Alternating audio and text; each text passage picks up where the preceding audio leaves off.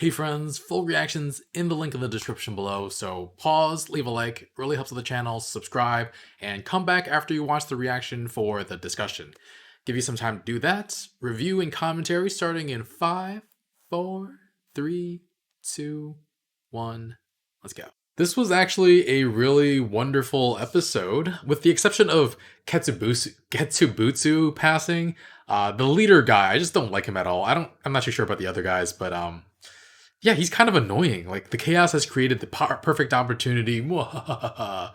And I mean, it's true enough that they're in a good position because he, as their leader, is keeping them calm while the rest of the examinees are rushing to pass.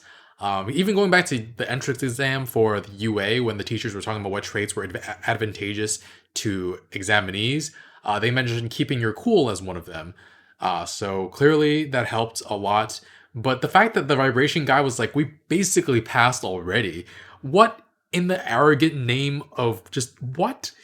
I mean, at that point, I felt like the writer wanted us to root for him to fail at that point, right? Because they're obviously talented and they eventually pass, but just they're so he in particular is so unlikable. I don't know.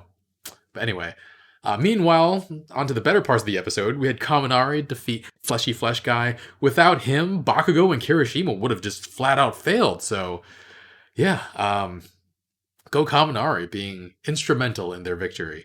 And I was right about Fleshy Flesh Guy not caring about winning, since he could have easily taken out those people he made into meatballs, just like unfurl them a little bit and just put the balls on and he wins. But, yeah, what a disgusting quirk. It's actually super powerful though, like, unless you have a quirk that directly counteracts it or you're prepared for it. Like, even though Bakugo was prepared for it, he still got taken in. So, I don't know, what would happen if, I mean, All Might and All for One would have never been caught in the first place, but if they had been caught, like, there's nothing they could do, right? Unless there's a way out of them. But the fact that it even might give them some sort of trouble is really, really telling, because no, I don't feel like there are any quirks out there that can give All Might and All for One trouble besides each other. But yeah, Kaminari shot his discs and pretended to miss, to force the guy into a false sense of security. Played like he was incompetent and inaccurate, and then bam, Spirit Gun. It's a reference to Yu Yu Hakusho. Caught a bit of that anime when I was a kid. I was on Adult Swim, I think, and I really enjoyed it. And yeah, it's great that Kaminari can do ranged attacks, though limiting it to only 10 meters seems like a design flaw, or I'm not. It doesn't feel like how electromagnetism works, because lightning travels when there's a difference in magnetic charge between two areas, and as we see with lightning rods, lightning gets redirected towards them regardless of the distance between them, because of this. The strength of electromagnetism is so much stronger than any other, like stronger than gravity, for instance. So why the 10 meters? And I'm curious about that. But yeah, also, how does Kaminari even create the difference in magnetic charge when activating the quirk normally? It's curious. I never actually questioned how the quirk actually works inside his body. Anyway, 10 meters is better than standing up close and personal, and he was able to free Bakugo and Kirishima. And I love how Bakugo was just like, took you long enough, you idiot. And then Jiro made fun of him later too. She loves teasing him so much. I really like their relationship, but I also feel bad for Kaminari, feeling like he's being shit on all episode long. But yeah, she thought Bakugo and Kirishima would pass earlier, but thought it made sense that it took so long because Kaminari was there with them. So ouch, that was really, really savage. And yeah, I'm thinking about if Kaminari teamed up with Magna, for instance.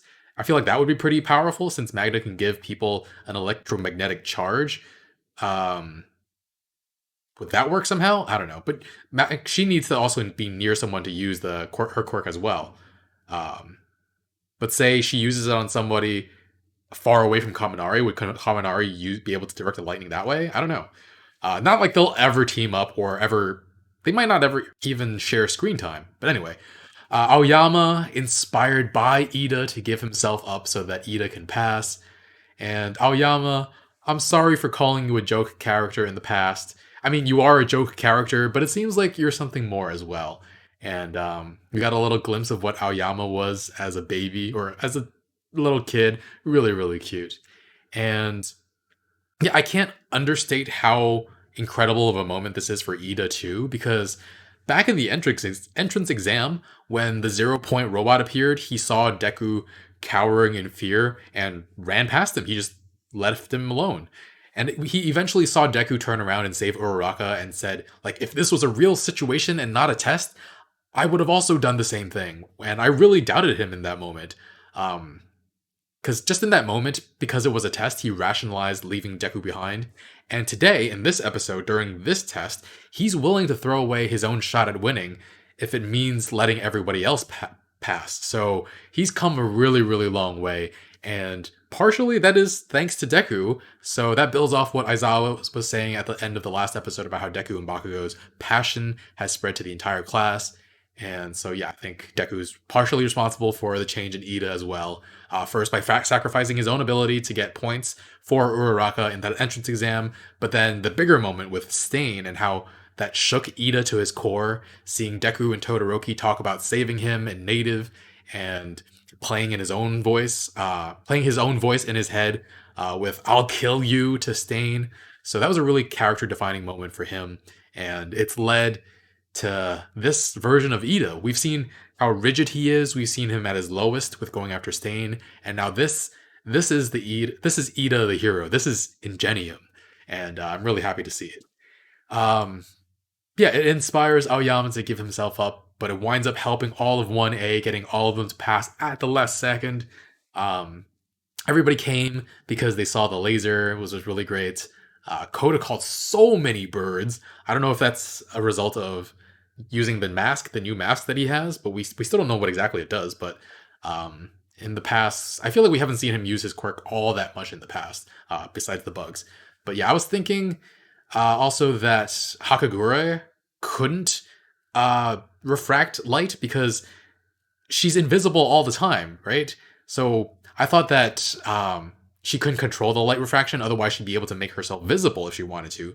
But then she refracts light and blinds everybody. Really, really surprising. Super cool to see. Mineta was making everybody sticky. That's all he ever does. Mina's thumbs up was a very cool shot, very great shot, and also the way she got that wolf-headed guy with the ball. That she was like basically sideways. That was really cool. But yeah, the way they all came together at the end to pass, that was beautiful.